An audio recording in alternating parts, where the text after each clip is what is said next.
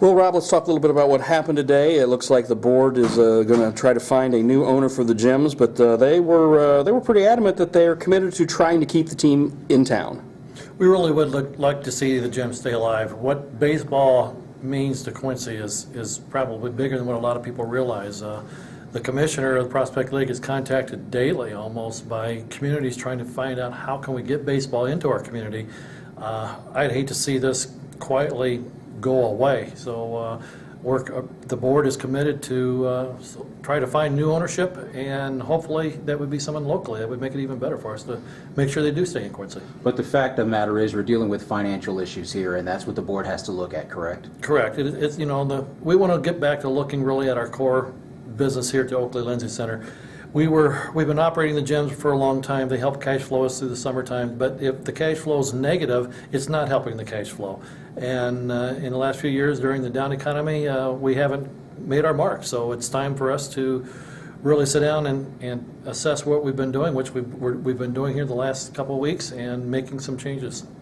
The numbers that we're seeing that Jim Ranella talked about today, those were kind of the true accounting numbers and the true cost of what it takes to run the gyms.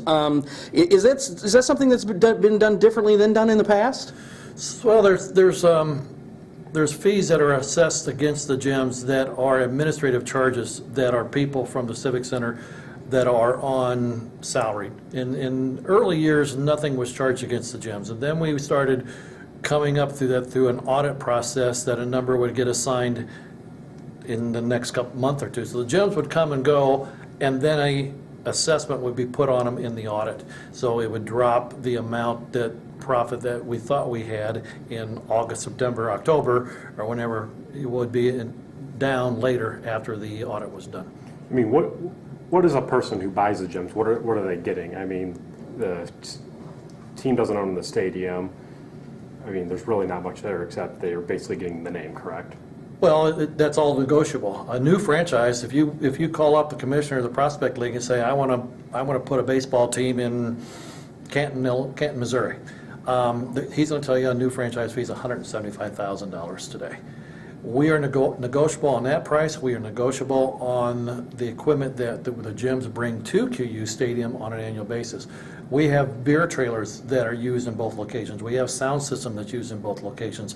Various other things, cash registers. I mean, there's a list of equipment that is utilized out there that is co-owned basically on the books between the two organizations, the gyms and the OLC. So all of that is negotiable. Is it disheartening to see the numbers of people dropping for coming and attending the games? Well, that's not necessarily true. I think this past year our attendance actually grew from a year ago. They're down from several years back, but we average right under 1,000 people per game, and that's pretty much been the norm for the past 6-7 years. So we fluctuate up and down. We've been up to 12. We've been down to 9.